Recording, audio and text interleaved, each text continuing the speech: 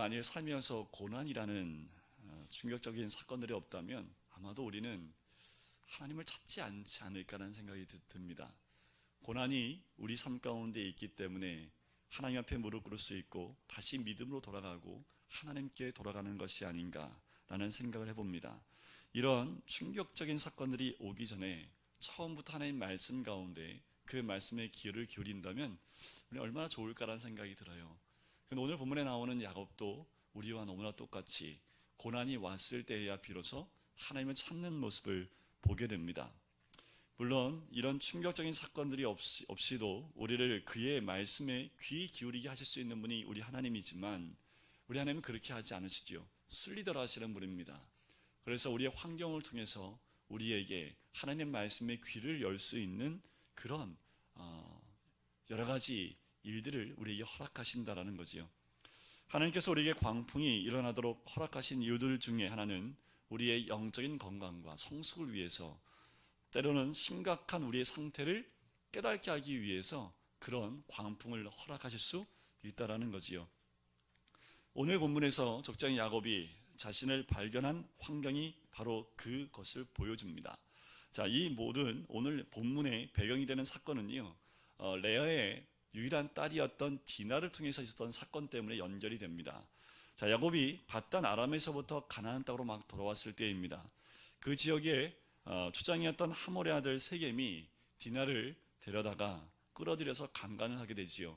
그런데 이 세겜이 디나를 더욱 사랑하게 됩니다. 그래서 어떻게 합니까? 하몰이 야곱에게로 가지요.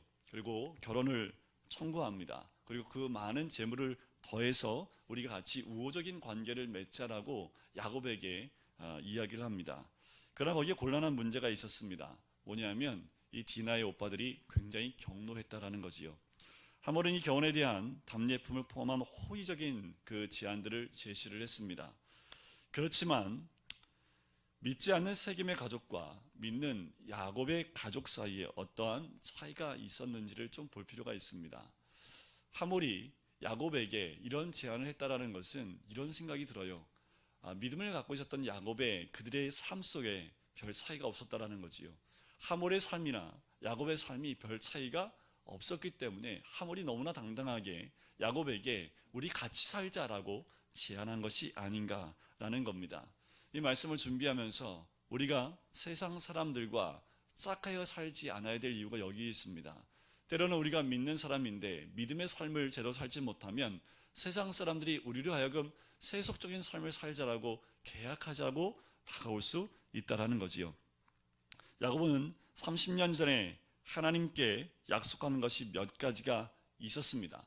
그가 형 에서를 속이고 죽을까 봐 도망가면서 하나님과 약속을 했던 그것을 야곱이 기억해야 됩니다. 그것이 뭐였냐 하면 내가 가는데 다시 돌아오게 하시고 나를 지켜주시면 하나님이 내 하나님이 되고 내가 하나님을 섬기겠습니다 라고 약속을 하고 떠나는 그 장면이 창세기 28장에 나오지요. 여러분들 돌베개를 베고 잠자다가 거기서 만난 하나님께 약속했던 것 기억하시죠? 그러나 많은 사람들의 위기 중에는 하나님께 부르짖다가 문제가 해결되면 까먹어요. 야곱이 어떻습니까? 약 한 20년 동안 밧단 아람에 가서 그 외삼촌을 섬깁니다. 20년 동안 어땠을까요? 힘들었지만 풍성해졌지요. 어마어마한 물질과 많은 자녀들을 거느리게 됩니다. 그리고 그가 이스라엘로 다시 돌아오기까지 이 야곱이 하나님과의 약속을 잊게 됐다라는 겁니다. 우리는 어떻게 야곱이 그처럼 은혜를 잊어버리는 사람이 될 수 있었느냐, 말씀을 읽다 보면 어떻게 그럴 수 있을까라고 생각하지만 우리도 별반 다르지 않습니다. 고난에 있을 땐 울부짖고 기도하다 그 모든 일들이 평안해지면 하나님께 무릎 꿇고 기도하지 못하고 그때 하나님과 약속했던 것을 잊어버리는 것이 우리들의 모습이지요. 30년의 세월이 야곱에게는 참 긴 세월인지 모르겠습니다.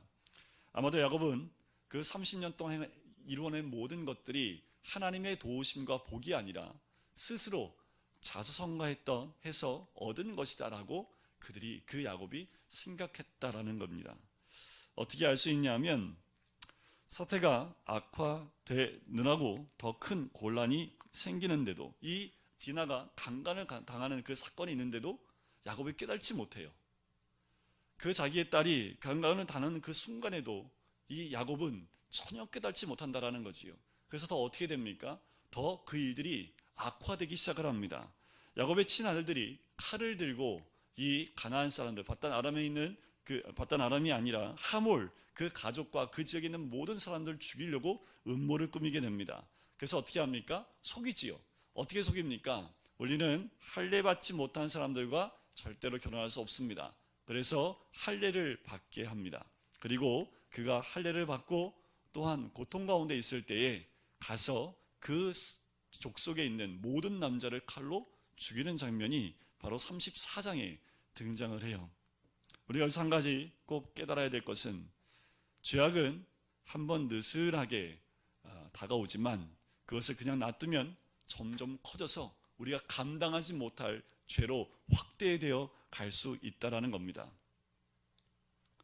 사실상 그는 하나님께 드렸던 약속을 완전히 잊고 있었다는 것을 알게 됩니다. 아직까지도 상황 파악을 하지 못하고 있는 거지요. 이런 환경과 이런 어려움과 고난이 왔는데도 아직 상황을 잘 파악하지 못하고 결국 더 악화되는 그 살인을 하는 그 레위와 또한 시므온을 통제하지 못하게 됩니다. 이렇게 된 후에야 비로소 야곱의 마음속에 자기가 해온 모든 일의 심각성을 깨닫기 시작한다라는 거지요. 야곱이 복수를 했던 그 시므온과 레위에게 이렇게 얘기를 합니다. 34장 30절 바로 오늘 본문의 앞에 절에 보면 이렇게 얘기를 합니다. 너희가 내게 화를 끼쳐 나로 하여금 이 땅 주민 곧 가나안 족속과 브릿 족속에게 악취를 내게 하였도다. 나는 수가 적은즉 그들이 모여 나를 치고 나를 죽이리니 그러면 나와 내 집이 멸망하리라. 지금 어디까지 내몰리게 됩니까? 완전 벼랑 끝까지 내몰리게 됩니다. 이 순간에도 야곱은 누구에게 탓을 돌려요? 그 아들들에게 모든 탓을 돌립니다. 아직까지도 눈을 하나님께로 향하지 못하는 그의 모습을 보게 되지요. 그런 아버지에게 아들들은 똑같이 얘기합니다. 그가 우리 누이를 창녀같이 대우함이 옳겠습니까? 라고 되려 그 아버지에게 대드는 모습으로 34장이 마무리가 되지요. 그리고 오늘 본문으로 우리가 읽은 본문으로 들어오게 됩니다. 이같이 잔악한 행위는 마침내 야곱의 마음을 움직이기 시작을 하게 합니다. 아주 오래전에 했어야만 하는 행동을 하게 만드는 사건이 바로 이 벼랑 끝에 섰을 때야 비로소 야곱이 생각해내고 그리고 돌이키기 시작했다는 겁니다. 자, 그것의 가장 중요한 핵심이 뭐냐면 2절에 나와 있는 말씀입니다. 오늘 본문의 가장 핵심되는 중심 사상인데 2절에 보면 두 번째 줄에 이게 나옵니다. 너희 중에 있는 이방 신산들을 버리라는 거지요. 이게 오늘 본문에 나오는 가장 핵심적인 내용입니다. 오늘 이 이방 신상을 버려라, 우상을 버리라고 이 말씀이 세 가지 요구를 위한 바탕을 제공하는 아주 중요한 포인트가 됩니다. 바로 우리의 우상들을 제거해야만 하는 세 가지 이유를 제시를 하는데 그 세 가지 이유를 본문을 통해서 한 가지 한번 찾아가 보도록 하겠습니다. 자, 우상을 제거해야 될 첫 번째 이유가 뭐냐면 오직 정결하게 된 사람만이 하나님을 만날 수 있기 때문에 그렇습니다. 자, 야곱이 자신의 잘못을 뼈저리게 뉘우치며 번민하며 당황할 그때에 주님은 야곱에게 그 가족을 세겜에서 약 48km 정도 떨어져 있는 남쪽으로 떨어져 있는 베델로 옮기라고 명령을 합니다. 왜 베델로 옮기라고 했을까요?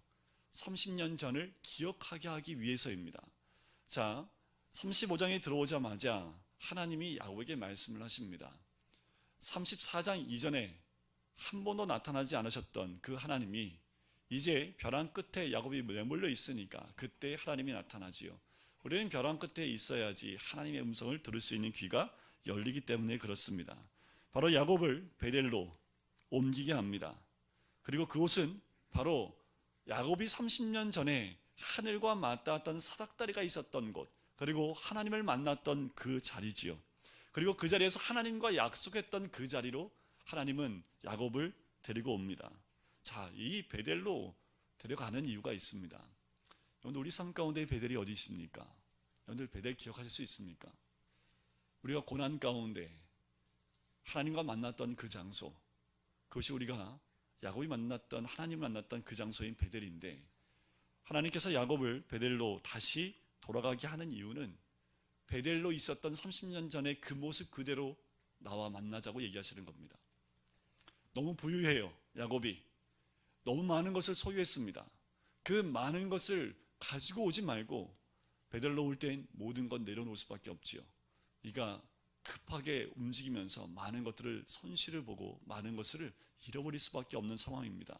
그런데 하나님이 베델을 부를 땐, 야곱을 베델로 부를 때는 아무것도 없었던 처음에 30년 전 그 모습 그대로 나와 만나자라는 겁니다. 때로는 고난을 통해서 하나님이 우리를 그 자리로 부르실 수 있습니다. 30년 전에 내가 만났던 그 하나님을 다시 만나게 하기 위해서 그때 그 모습, 아무것도 없던 그 모습으로 우리를 만나기 위해서 부르실 수 있다는 겁니다. 우리가 만든 약속, 그것을 이행하는 일은 굉장히 중요하지요. 야곱은 고의적으로 지연하고 그로 하여금 그의 딸 디나가 슬픈 그 경험을 만들 수밖에 없을 만큼 그 약속을 지연하게 됩니다.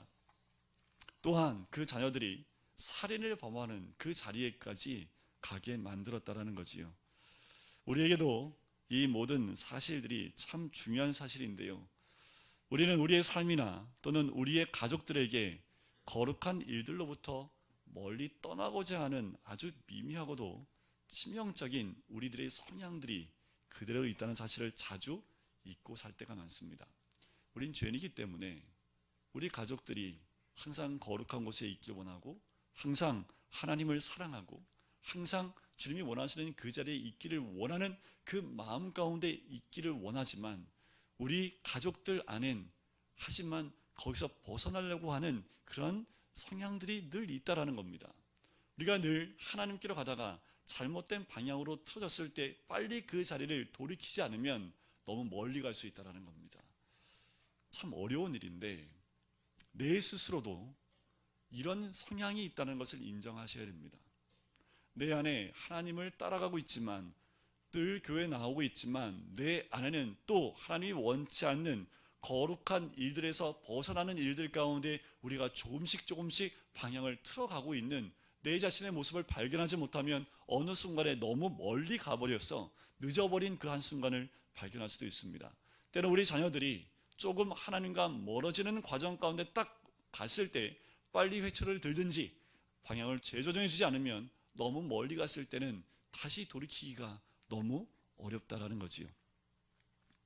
우리가 우리 자신들과 가족들을 구원하기 위해 철저하고 신속한 영적인 조치를 취하는 것, 그것이 굉장히 중요합니다. 마치 야곱이 35장에서 아주 강력하게 그 가정을 다시 정결케 하는 모습과도 같다라는 거지요.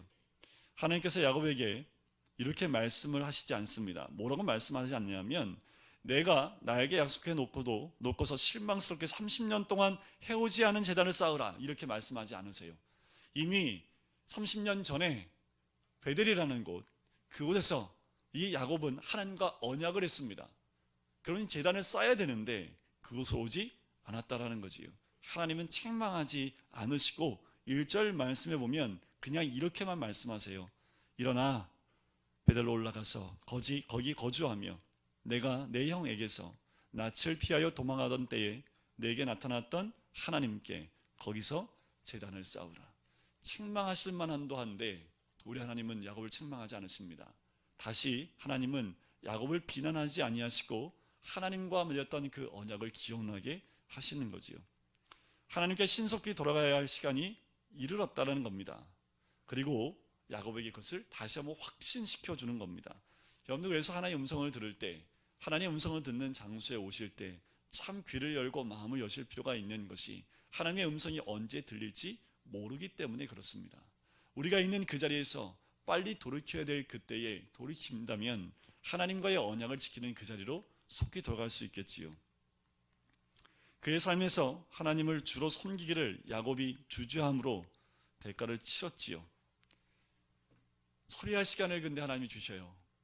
그가 하나님을 온전히 섬기겠다고 했던 그 언약을 온전히 가지 못하고 벼랑 끝까지 갔는데, 하나님은 벼랑 끝에서 다시 제자리로 돌아올 수 있는 시간을 주시는 하나님의 은혜를 주셨다라는 거지요.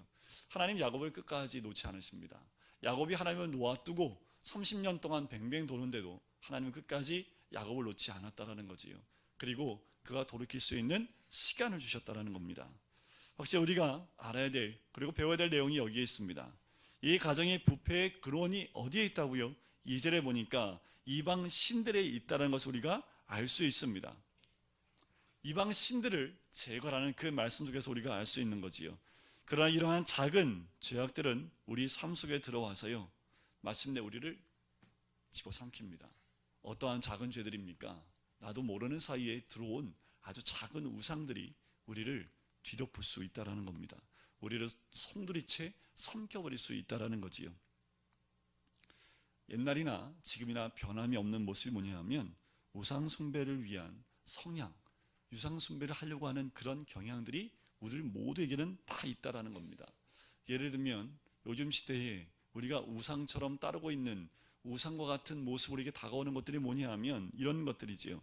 그때 당시에는 바알, 아세라, 몰렉 이런 것들이 이스라엘 민족의 가슴을 붙잡았고 우상으로 섬기는 것들이었다면 지금은 어떤 것들입니까? 이것을 현대 언어로 바꾸면 취업, 취미, 목표, 조직, 여가 시간, 레크레이션, 결혼, 가족, 어쩌면 심지어 교회까지도 주님과의 우선순위 가운데 그 배열 선상 가운데 이런 것들이 서 있다면 이런 것들이 우리의 삶을, 우리의 신앙을 송두리째 집어삼키는 우상이 될 수 있다는 겁니다. 우리가 조심해야 될 건, 처음엔 아주 작게 시작을 했지만 주님과 함께 우선순위에 올라가는 순간부터 그것이 우리를 또 나락으로 떨어뜨리게 할 수 있다는 겁니다. 야곱이 말을 하죠. 2절에 하지만 그것은 하나님께서 우리에게 주시는 말씀인데 굉장히 직선적으로 말씀하십니다. 그들을 제거하라. 더구나 그분은 우리에게 우리 자신을 정결하게 하라 라고 말씀을 합니다. 그리고 더 나아가서 2절 끝에 보실까요? 너희들의 의복을 바꾸어 입어라. 이 말은 뭡니까? 너의 낡은 옷을 벗어버리고 새 옷을 입으라 라는 말씀 아니겠습니까? 이 명령에 덧붙여서 하나님은 우리에게 개인적 거룩을 요구하시는 겁니다. 옷 벗음으로 옛 것을 버린다는 것이고 옷을 입으면 새 것을 취한다는 것을 상징한다는 겁니다. 거룩성은 온전성을 의미합니다. 거룩하라. 그것은 온전해야 된다라는 거지요. 충분히 온전히 준비된 다음에야 비로소 야곱의 가족은 하나님의 제단에 다다를 수 있었던 겁니다. 3절을 보실까요? 그래서 어떻게 합니까? 2절에 그 모든 것을 온전히 준비한 다음에서야 3절에 우리가 일어나 베델로 올라가자라는 그 말씀을 합니다. 그리고 이 야곱은 이렇게 기억을 합니다. 내 환난 날에 내게 응답하시며 내가 가는 길에서 나와 함께 하신 하나님께 드디어 무엇을 기억하냐 하면 언약을 기억해 낸다라는 거지요. 마치 이게 어떤 상태냐면요, 여러분들 코마가 뭔지 아십니까? 코마, 영적 이 혼수 상태를 얘기하지요. 수술을 잘못하다가 이게 코마 상태에 빠지는 경우가 있는데 지금 이 야곱이 영적인 코마 상태에 있었던 상황이라는 거지요. 전혀 듣지도 못하고 보지도 못하고 냄새 맡지도 못하고 살아있지만 전혀 하나님의 음성과 하나님과 전혀 상관없는 그 삶을 살다가 결국 하나님을 만나고 그 코마 상태에서 깨어나는 그 모습이 3절에 여실히 드러나요. 그 대표적인 게 뭡니까? 하나님이 허락하신 그 언약, 하나님과 약속했던 그 약속을 기억해낸다라는 거지요. 그리고 제단을 세우라는 명령이 뒤따르게 됩니다. 오직 하나의 위기를 남겨두셔서 이 야곱을 깨우는 역할을 한다라는 거지요. 이제까지 많은 어려움들이 있었지만 이 마지막 사건을 통해서 이 야곱을 깨우는 것을 보게 됩니다. 야곱 가족에 이렇게 모든 것을 제거해내고 벗어버리고 갈아입고 우상과 귀걸이를 다 뽑아서 완전히 버리고 완결되어지게 됩니다. 자, 보세요. 4절 말씀에 보니까 그들이 자기 손에 있는 모든 이방 신산들과 자기 귀에 있는 귀고리들을 야곱에게 주는지라 야곱이 그것들을 어디에요? 세겜 근처 상수리 나무 아래 묻어버립니다. 완전히 묻어버립니다. 그곳은 어떤 곳이냐 하면 훗날의 여호수아가 증거의 돌을 세운 굉장히 가까운 곳입니다. 그곳에 모든 것을 완전히 다 묻어버리는 거지요. 야곱은 완전히 깨어나게 됩니다. 자, 우상을 제거하는 것, 그 이유가 뭐냐 하면 두 번째는 우리가 위험에 처했을 때 오직 하나님만이 우리를 도우실 수 있기 때문에 그렇습니다. 자, 여러분들, 하나님이 우리를 보호하시면 하나님께서는 회개하는 자기 백성을 보호하시는데 어떤 것으로도 우리를 보호할 수 없을 만큼 하나님은 완벽하게 우리를 보호하시는 분인 줄 믿습니다. 우리나라에 사드가 배치되어지고 아무리 많은 무기로 무장한다 하더라도 하나님이 보호하지 아니하시면 이 나라가 보호될 수 없습니다. 하나님이 우리 개인 한 사람 한 사람 보호하셔야지 우리가 무엇으로 무장하고 무엇으로 가득 채운다 할지라도 어떤 것도 우리를 보호할 수 없다라는 거지요. 주님이 보호하시면 아무것이 없어도 아무것도 안 가지고 있어도 안전하게 있는 것, 그것이 하나님의 보호하심인 줄 믿습니다. 야곱의 가족들이 우상 숭배에 관련된 모든 것을 버리고 진실되고 살아계신 하나님에 대해서 완전히 확실히 깨닫고 돌아온 후에 어떤 일이 벌어집니까? 5절을 보세요. 그들이 떠났으나 하나님이 그 사면 고을들로 크게 두려워하게 했다는 거지요. 하나님의 보호하심 여기에 있습니다. 어떤 것을 가지고 있는 것도 아닙니다. 어떤 무기도 있었던 것도 아니고요. 월등한 힘을 가지고 있었던 것도 아니지요. 하나님이 한번 그들 마음에 두려운 마음을 주니까 그들이 야곱을 쫓아오지 못했다라는 겁니다. 이것이 하나님의 도우시는 방법이라는 것, 우리의 삶 가운데 하나님이 도우시는 방법이 이와 같다라는 겁니다. 우리는 뭐뭐 하면 돼요? 우리 가지고 있었던 우상들을 다 묻고 정결케 되어지고, 그리고 우리의 옛 의복을 벗어버리고 새 옷을 입는 그 모습, 모든 우상을 다 묻어버렸을 때 그때 하나님의 도우심이 이렇게 일어나는 줄 믿습니다. 베델을 향한 이동은 장소를 안전한 곳으로 옮긴 것 이상의 상태를 상징합니다. 베델로 또 내려가는 이유가 뭘까라는 거지요. 자, 베델에 가서 하나님께 무엇을 쌓아요? 제단을 쌓습니다. 제단을 쌓는 이유가 뭘까요? 하나님과 화해하자라는 겁니다. 하나님과의 관계의 회복을 주님이 원하셨다라는 거지요. 하나님과 화해를 이루는 장소가 이 베델이라는 겁니다. 그런데 원래 베델의 이름이 원래는 루스라는 이름을 가지고 있습니다. 이 루스는 복숭아 나무라는 뜻을 갖고 있는데요. 30년 전에 붙여졌던 이름, 그 이름을 야곱이 베델로 바꿨잖아요. 그런데 30년이 지나도록 그 이름이 루스로 불려지게 됩니다. 자, 베델이라는 이름이 무슨 뜻입니까? 하나님의 집이라는 뜻이지요. 베델로 알려지게 되는 것은 야곱이 여기서 하나님께 향하여 제단을 쌓고 다시 관계가 회복되어짐을 통해서 그 베델을 뭐라고 다시 부릅니까? 엘베델이라고 부르는 거지요. 그 다음에서야 비로소 이 루스를 베델이라는 이름으로 부르기 시작을 합니다. 하나님의 이름과 이 장소를 연결시키고 있는 것, 그것이 바로 엘베델이라는 겁니다.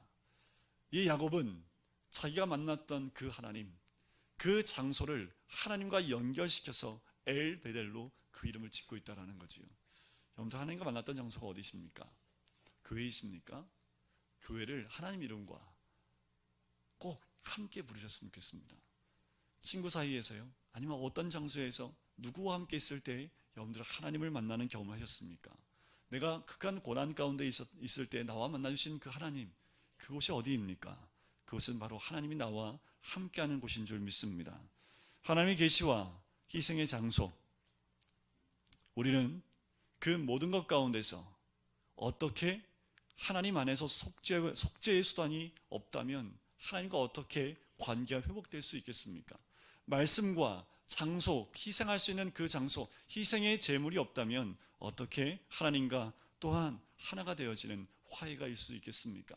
우리가 늘 하나님 말씀과 또한 하나님과의 관계 가운데서 우리가 주님께 드려야 될 그 제물을 통해서 하나님과 함께 나아가는 우리의 모습이 되시기를 주님의 이름으로 간절히 축원드립니다.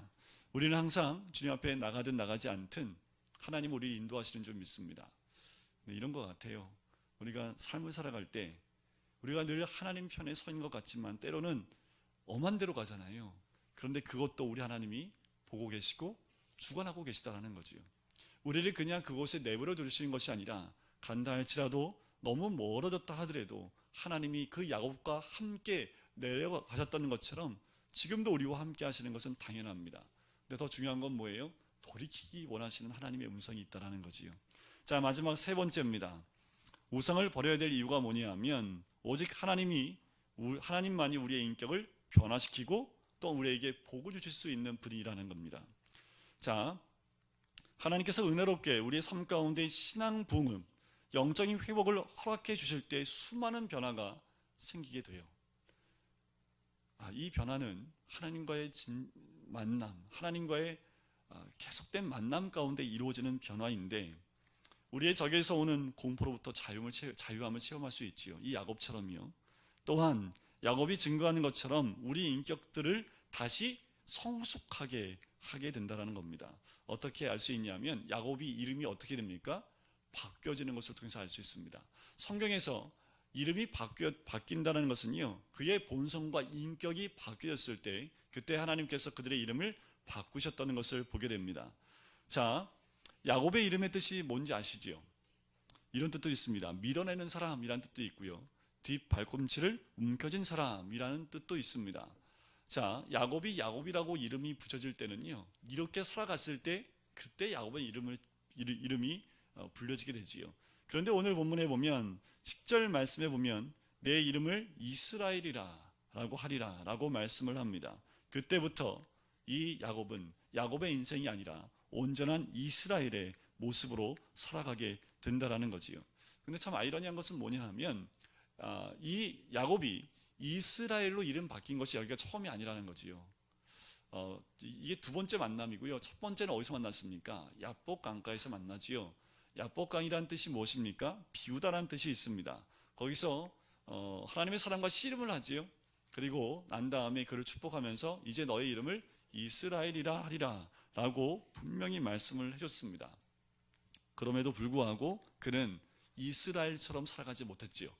결국 어떻게 됐을 때 이스라엘처럼 살아갑니까? 모든 것을 땅에 묻고 정결하게 되고 옷을 갈아입고 나서야 이스라엘의 이름으로 살아갈 수 있었다라는 거지요. 10절 말씀을 보실까요? 이렇게 얘기하십니다. 내 이름이 야곱이다마는 내 이름을 다시는 야곱이라 부르지 않겠고 이스라엘이 내 이름이 되리라. 온 밤을 다하여 하나님과 대면했던 그때에도 야곱은 변화되지 못했습니다. 그러나 세겜 사람들을 죽이고 난 후에야 야곱의 잠자던 영혼이 깨어나지요. 이때부터 야곱은 기도하기 시작을 합니다. 하나님께 무릎 꿇기 시작을 하고요, 하나님을 설득하는 사람이 되기 시작했다라는 겁니다. 얼마나 오랫동안 하나님께서는 우리가 깨닫고 새롭게 되고 철저히 변화될 때까지 기다리셔야 할까요? 한 가지는 확실합니다. 우리가 우리의 우상들을 버리는 거지요. 하나님의 능력의 손 아래에서 우리 스스로를 성결하고 정결하게 하면 하나님께서 우리의 이름을 바꾸어 주신다라는 겁니다. 이것은 우리의 삶 가운데 매번 이루어져야 될 것인 줄 믿습니다.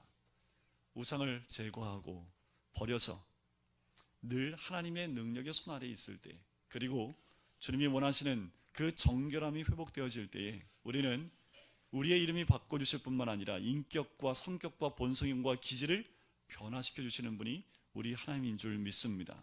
11절 말씀 한번 같이 읽어볼까요? 11절 말씀 같이 읽겠습니다. 시작. 하나님이 그에게 이르시되 나는 전능한 하나님이라. 생육하며 번성하라. 한 백성과 백성들의 총회가 내게서 나오고 왕들이 내 허리에서 나오리라. 아브라함에게 했던 그 축복의 메시지를 야곱에게 동일하게 해준다라는 거지요. 결국 내 허리에서 왕이 나오는데 그 왕의 연결이 어디까지 연결이 됩니까? 메시아가 나올 것을 이야기하고 있는 거지요. 하나님을 향하여 나가는 이 회복된 이 한 심령을 통해서 하나님께서 이 놀라운 복을, 아브라함에게 허락했던 놀라운 복을 허락해 주셨다라는 겁니다. 우리가 매일 매 순간마다 내가 주인 삼았던 것, 내가 사랑했던 것 모든 것 다 내려놓고 묻어버리고 하나님을 향한 그 언약을 붙들고 나갔을 때에 하나님은 우리의 이름을 바꿔주실 뿐만 아니라 그 이름에 걸맞는 언약을 또한 허락해 주신다라는 거지요. 이 축복을 허락하시고 난 다음에 13절에 보니까 그를 떠나 올라가십니다. 그리고 난 다음에야 14절에 보니까 야곱이 어떻게 합니까? 그곳에 기둥을 세우지요. 우리 삶 가운데 기둥을 세우시는 곳이 있기를 주님의 이름을 간절히 축원드립니다. 기둥을 세우는 이유가 뭘까요? 돌을 세웠다라는 그 이유가 뭘까요? 기억하는 것, 하나님을 향한 그 기억을 기념하는 것을 영원토록 잊지 않겠다라고 하는 거지요. 하나님을 기념하고 그 장소를 구별하겠다라는 겁니다. 하나님과 만났던 그 장소, 그리고 내 이름이 바뀐 그 장소, 나에게 있었던 모든 것을 다 묻고 하나님과 제단을 쌓고 하나님과 만남을 통해서 언약을 받은 그 장소를 영원히 잊지 않겠다라는 거지요. 그래서 돌을 세웁니다. 기념비를 세웁니다. 영원히 잊지 않겠다라는 겁니다. 여러분, 우리가 하나님을 만나서 하나님과 받은 그 언약을 잊으시면 안 되지요. 올해 여러분들 뽑은 말씀이 있지요. 그 언약을 붙드셨습니까? 그 언약을 붙들면 그 말씀을 붙들고 기념비를 세우셔야지요. 그 말은 뭐예요? 잊지 않겠다라는 겁니다. 그런데 우리는 너무나 많이 잊어요. 1년도 안 됐는데 벌써 까먹었어요. 그죠? 그래서 제가 그 말씀 깨워드리려고 가는 거잖아요. 신방하러. 근데 1년이 지나고 또 새로운 말씀을 뽑으면 작년에 있었던 말씀을 금방 까먹는 것이 우리의 모습이 아닌가라는 생각이 들어요. 잊지 말아야지요. 하나님이 우리에게 허락하신 그 언약의 말씀들을 잊지 말아야지요. 그래서 어떤 집에 갔더니요, 매년 뽑았던 말씀을요, 냉장고에 이렇게 붙여놓으셨더라고요. 지혜로우신 것 같아요. 밥할 때마다 늘 이렇게 한 번씩 보시면서 확인하시는 것 같아요. 늘 확인하지 않으면 우리는 또 잊지요. 그래서 여러분들 방마다 다 붙여놓으셔야 됩니다. 방마다 기념비 세우시요, 말씀을 매년 받았던 말씀들을 다 붙여놔 보세요. 때로는 여러분들 기도하면서 받은 언약이 있으십니까? 때로는 여러분들이 말씀을 통독하시다가 하나님이 갑자기 나에게 주신 그 언약의 메시지가 있으십니까? 잡으셔야지요. 잊지 마시고 기념비를 세우셔야지요. 영원히 잊지 않는 말씀으로 내 가슴에 새기셔야지요. 제가 전에 사역했던 그 교회는요, 교회를 리모델링 할 때 어떻게 했냐면, 담임 목사님이 이 모든 성도를 다 불러서 리모델링 하기 전에 벽에다가 자기가 제일 좋아하는 말씀을 다 적으라고 했대요. 유성 매직으로 다 적고 난 다음에 리모델링을 그 위에 했답니다.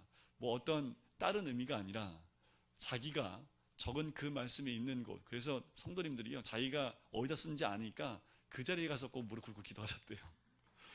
이제 그런 의미는 잊지 않겠다는 의미가 있는 거지요. 그만큼 말씀을 사모하고 말씀을 잊지 않겠다라는 그 결심을 가지고 리모델링 하기 전에 성도들이 그런 행사 같은 일들을 했다고 얘기를 하시더라고요. 다른 것이 아니라 하나님 주신 그 말씀을 잊지 않고 기념비를 세우겠다는 그 마음이 아니었을까라는 생각이 들어요. 우리에게도 그 말씀을 잊지 않는, 잃어버리지 않는, 그래서 늘 우리 삶 가운데 기념비처럼 세워지는 귀한 은혜가 있기를 주의 이름으로 간절히 축원드립니다. 야곱이 그의 생애 가운데 우상들을 기꺼이 제거했을 때 신앙의 부흥은, 영적인 회복은 야곱의 집에 찾아오게 되지요. 이 사건을 통해서 우리는 또 도전을 받아야 됩니다. 하나님의 사랑, 하나님을, 우리의 마음에서 하나님을 빼앗겼던 것들이 있다면 무엇이 하나님을 우리에게서 빼앗아갈 수 있습니까? 그런데 너무나 작은 것들이, 너무나 하찮은 것들이 우리 마음에서 하나님을 빼앗아가는 경우가 너무도 많다라는 거지요. 우리는 오늘 하나님 말씀을 들을 용기가 있으셔야 됩니다. 우리의 더럽혀진 삶을 깨끗하게 하기 위해서 마땅히 해야 할 일을 하고자 해야 된다는 거지요. 이 야곱이 모든 것을 묻어버렸던 것처럼 귀고리를 다 떼고 우상들을 다 상수리 나무 아래 묻어버리고 옷을 정결하게 다시 입고 또 늘 정결하게 자신을 깨끗하게 했던 그 모습처럼 매일매일 우리가 이 삶 가운데 나가게 된다면 분명한 것은 하나님의 인도하심이 있다는 거지요. 살아계신 하나님께 충성을 다하지 못하게 하는 것들에서 돌아서야 합니다. 우리 삶 가운데 혹여나 하나님께 충성을 다하지 못하는 것들이 있습니까? 우상 숭배를 포함한 모든 형태의 죄악 가운데서 돌이켜야 되지요. 포기해야 됩니다. 하나님의 사랑이 우리를 더 큰 재난으로 몰아붙이기 전에 신속히 잘못을 고치고 바로 행동해야 된다는 거지요. 이 말씀을 준비하면서 참 두려운 말씀이다라는 생각이 들면서 때로는 이 말씀을 또 준비하면서 또 한 가지 생각은 하나님의 사랑이구나. 야곱을 끝까지 지켜주시고 끝까지 기다려주셨던 하나님의 사랑이 결국 세대가 바뀌고 시대가 바뀌어도 우리를 향한 동일한 음성이라는 겁니다. 우리 하나님이 욕심 많으세요. 우리 하나님이 한번 고집 피우면요, 우리 하나님이 이길 만한 사람이 단 한 명도 없습니다. 왜냐하면 우리 하나님은 영원하신 하나님이니까 그 영원한 하나님을 우리가 어떻게 이길 수 있습니까? 우리 하나님은 우리 하나님을 사랑하는 자에게 끝까지 원하시는 것이 정결입니다. 깨끗함이고, 그리고 우상에게 하나님의 자리를 빼앗기길 원치 않으신다라는 거지요. 여러분들, 하나님과 맞바꾸지 마세요. 하나님과 바꿀 만한 것은 이 세상에 그 어떤 것도 없습니다. 그러면 야곱이 그 자신 안에서, 그리고 그의 가정에서 발견했던 위대한 축복을 우리도 발견하게 될 줄 믿습니다. 주님은 지금도 그 언약의 말씀을 우리에게 주시기 위해서 준비하고 있다는 거지요.